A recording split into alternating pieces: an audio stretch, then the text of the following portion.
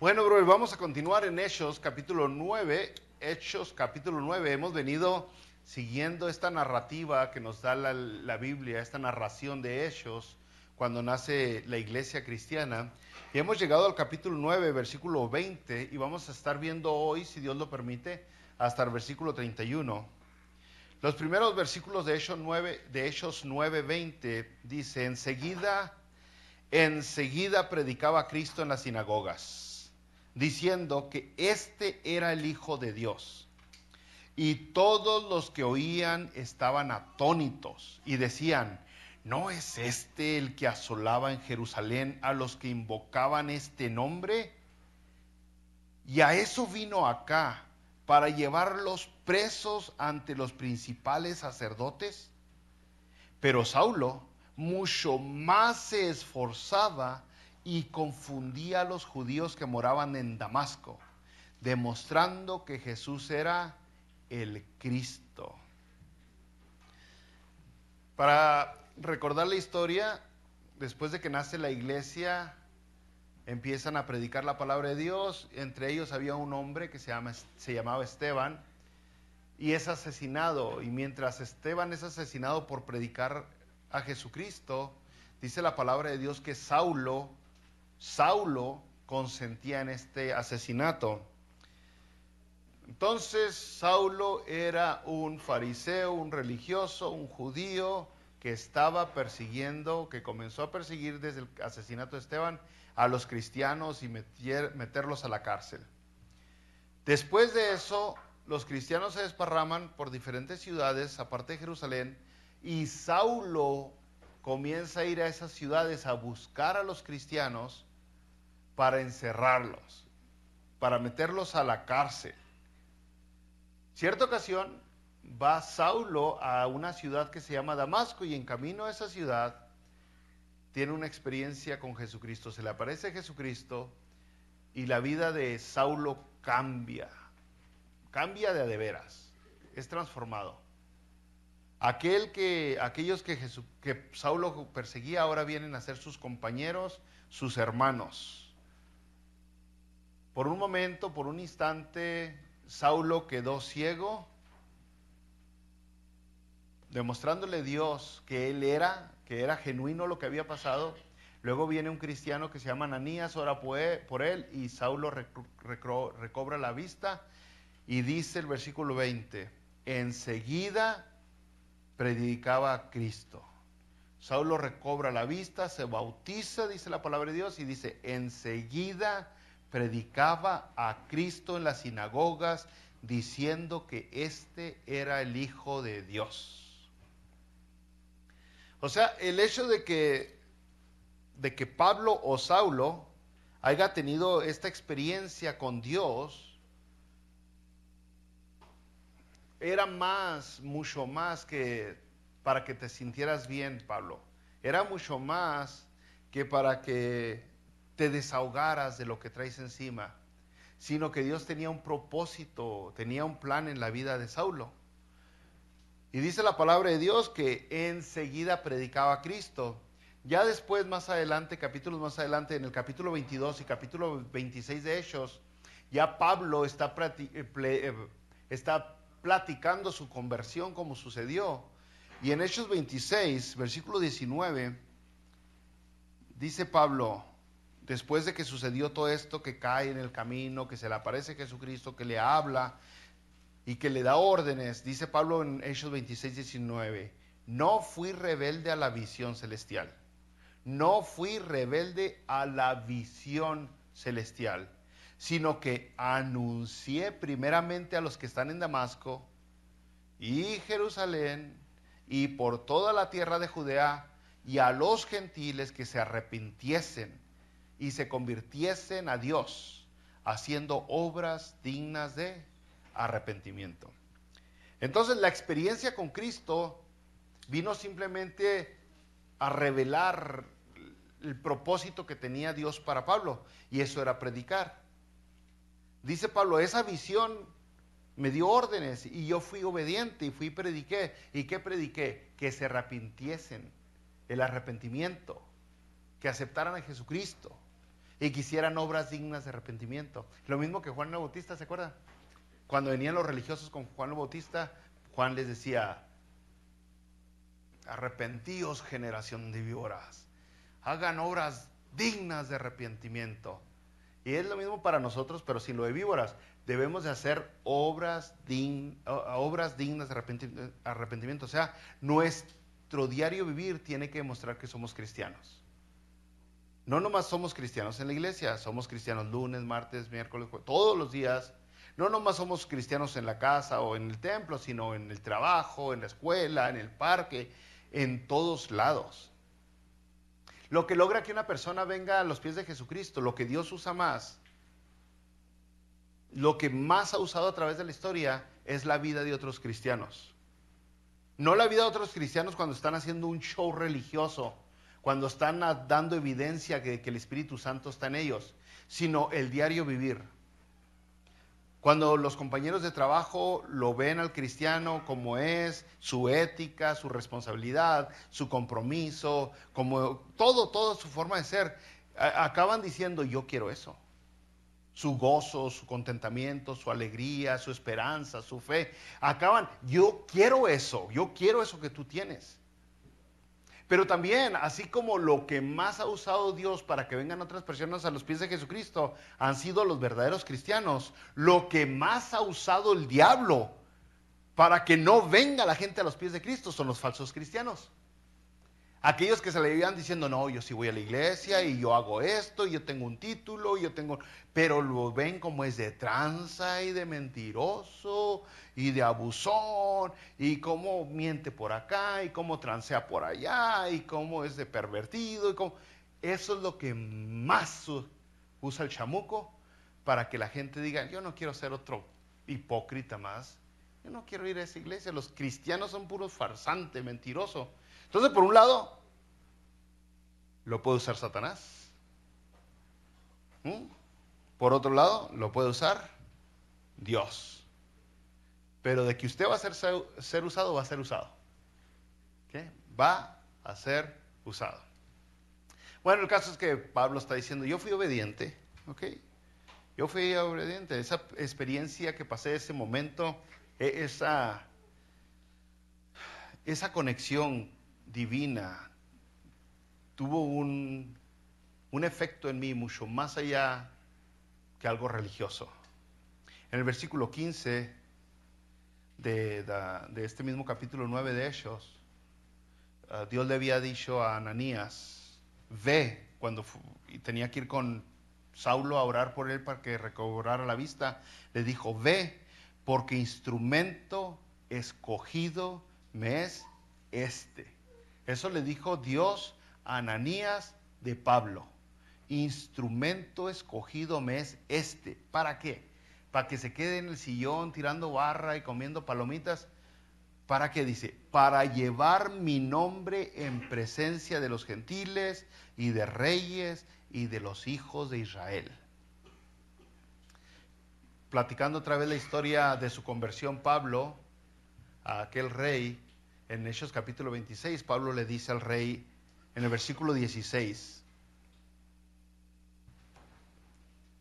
que le dice Dios: pero levántate y ponte sobre tus pies, porque para esto he aparecido. Dice Pablo que Dios le dijo: para esto he aparecido a ti, para ponerte por ministro.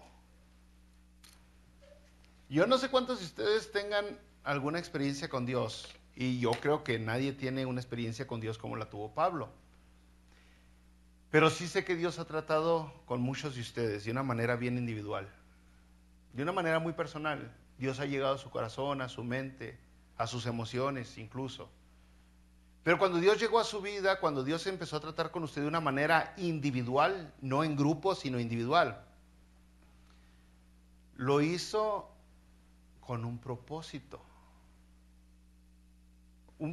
más allá del instante que está ocurriendo. Y ese propósito por el cual Dios trató con usted lo tiene que encontrar. Usted tiene que hallar el propósito. Podemos ver que no es el propósito.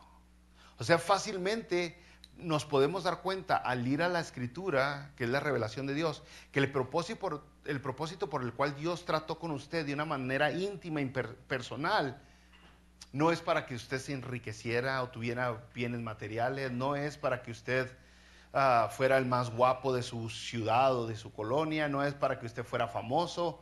Nos damos cuenta que eso no es el propósito de Dios. Nunca el propósito de Dios es un propósito humano y carnal. Siempre es un propósito divino y que tiene que ver con las demás personas, con el prójimo. O sea, estamos en el negocio de almas, en el negocio de alcanzar almas, y ahí tiene que estar su propósito personal. Tiene que ver algo con el prójimo. Por eso es ilógico que nosotros, la iglesia hermosa, digamos, ¿saben qué, brother? Nos hemos dado cuenta que este mundo está tan corrompido, está tan echado a perder, que hemos construido un convento en la cima de la montaña y nos vamos a ir todos allá para que no nos contaminemos con el mundo y nos vamos a separar de la sociedad. Porque entonces el propósito, ¿dónde quedó? Pues para estar bien chidos, ese es el propósito. No, el propósito siempre tiene que ver con otras personas que no conocen a Jesucristo. Bueno, el caso es de que Pablo tuvo la revelación, Dios le habló y le dice, no te hablé porque me caes bien, no te hablé por ninguna otra razón, sino para hacerte ministro. Versículo 18 de Hechos 26 le dice, para que abras sus ojos. ¿Los ojos de quién? De aquellas otras personas, de gentiles, de judíos, de reyes, de todo el que te encuentres, para que abra sus ojos, para que se conviertan de las tinieblas a la luz y de la potestad de Satanás a Dios. Se fija, un cambio de tinieblas a luz, de Satanás a Dios, para que reciban por la fe que es en mí, dijo Jesucristo, perdón de pecados y herencia entre los santificados. Estamos en el negocio de salvar almas. De eso se trata. Y para eso le hablaron a Pablo. Entonces, en realidad, aún aquí nosotros como el ministerio de la Iglesia Hermosa, el propósito ni siquiera es que esta iglesia llegue a los 300 o a los 1000 miembros, o se haga una mega iglesia de 10,000 miembros. Esos son intenciones muy carnales. El propósito es salvar almas, brothers. Si la iglesia no está compartiendo a Jesucristo, nunca va a salvar almas. ¿Y cómo es salvarlas? ¿De qué? ¿De qué? Pues de la perdición. No estamos hablando de salvarlas del cáncer. En serio, no estamos hablando de salvarlas de una mala economía. Ni siquiera estamos en el negocio de salvarlos de un matrimonio malo. Estamos en el negocio de salvarlos del infierno, de la condenación eterna, perpetua. Ahora, lógicamente, que si es la voluntad de Dios sanarle una enfermedad para que usted pueda seguir trabajando en su reino, para su honra y para su gloria, lo va a hacer. Lógicamente, que si Dios le tiene que sanar el matrimonio para que usted sea bendición para otros matrimonios, lo va a hacer. Si Dios le tiene que quitar el cáncer para que usted pueda vivir más tiempo y de esa manera sea un instrumento útil para Él a través de los años, lo va a hacer. Pero todo es para su honra y para su gloria. Nada es para nosotros. Todo es para Dios siempre. Bueno, versículo 20, otra vez, brothers, dice que enseguida predicaba Pablo a Cristo o Saulo a Cristo en las sinagogas, diciendo que este era el Hijo de Dios. Fíjese, el que estaba persiguiendo, el que decía que era falso, ahora ya dice Pablo, sí es el Hijo de Dios. Y cuando la palabra de Dios habla de Jesucristo como el Hijo de Dios, usted entiende lo que quiere decir. No es un hijo adoptivo como usted y yo. No es una creación como los ángeles o como nosotros. El Hijo, la misma esencia, el mismo poder, la misma autoridad, lo mismo todo, el mismo ADN diríamos. Entonces, decía Pablo que Cristo es el Hijo de Dios, versículo 21, y todos los que le oían estaban atónitos. Y decían, ¿no es este el que asolaba en Jerusalén a los que invocan este nombre? Y ahora, y a esto vino acá para llevarlos presos ante los principales sacerdotes. Todos estaban atónitos. Pero Saulo mucho más se esforzaba y confundía a los judíos que moraban en Damasco, demostrando que Jesús era el Cristo. La gente diría, no entiendo. Si Saulo andaba persiguiendo, asesinando, encarcelando a los cristianos, ¿cómo es que ahora anda predicando lo mismo que ellos?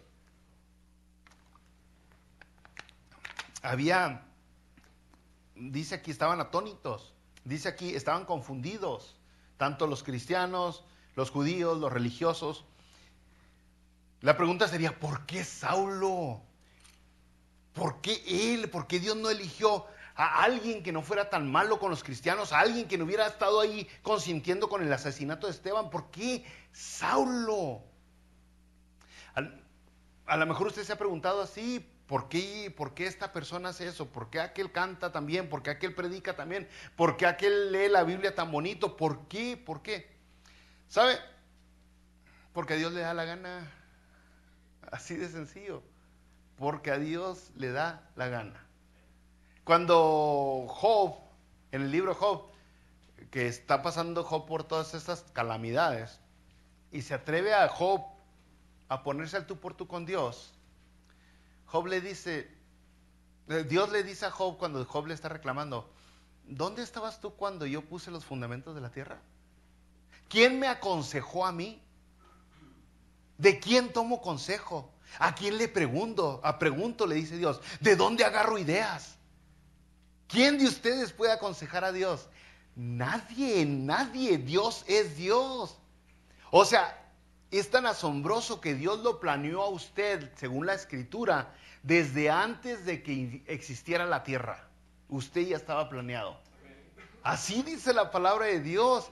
Desde antes de la creación del mundo, ya tenía planeado hacer a Héctor, hacer a Jenny, hacer a cada uno de nosotros. ¿Por qué?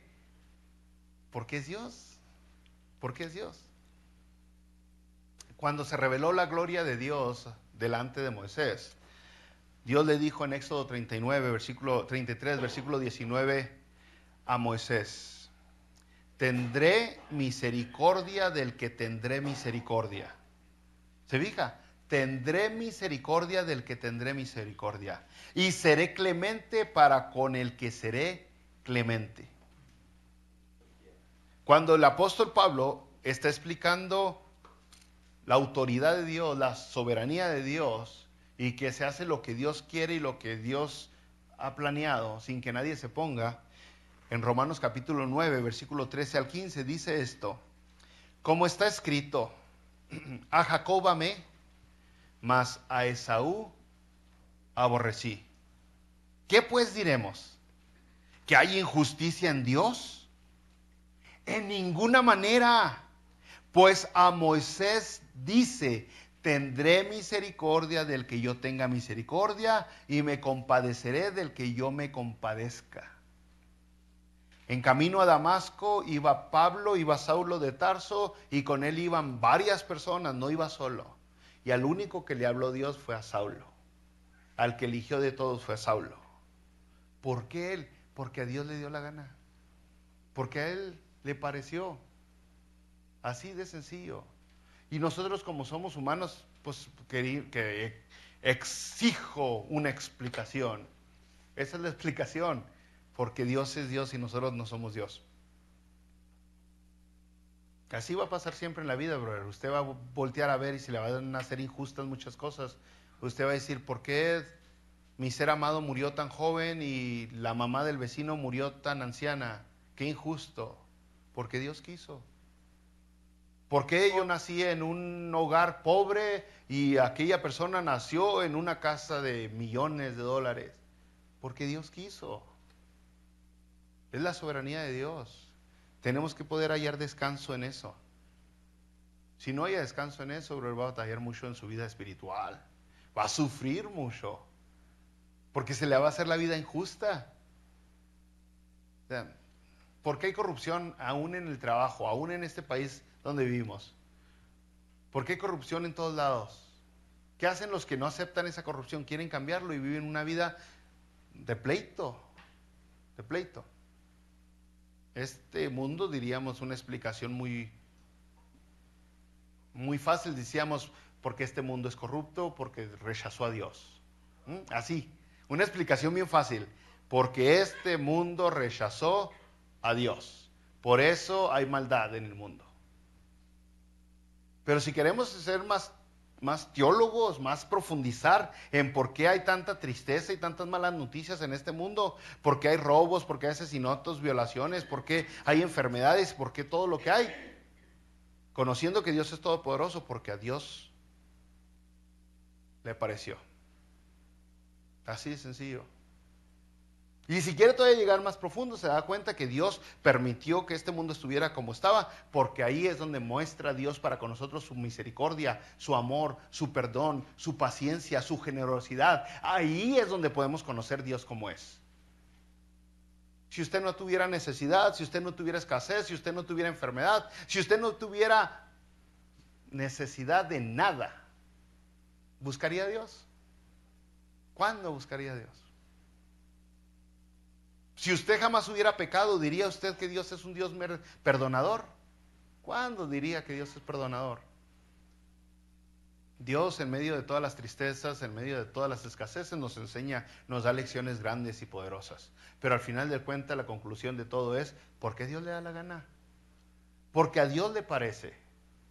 Ahora, conociendo que Dios es un Dios que no hace nada por hacerlo, que hay un propósito atrás de todo, entonces, en Jeremías, creo que es el capítulo 29, versículo 11, un versículo muy mal usado por algunos brothers de allá de aquellos de la prosperidad. Dice Jeremías 29, 11, porque yo sé los planes que tengo para ustedes, para vosotros. ¿Planes de qué? Bien y no de mal. Para daros el fin que esperáis. Así es como dice. Yo sé los planes que tengo para ti, planes de bien y no de mal, para darte el fin que esperas. Y usted dice, oh, un carro, una casa, porque así dicen los de la Prospe. Oh, sí, unas vacaciones. ¿Sabe qué es lo que usted anhela? ¿Sabe qué es lo que usted busca? Y no, muchos no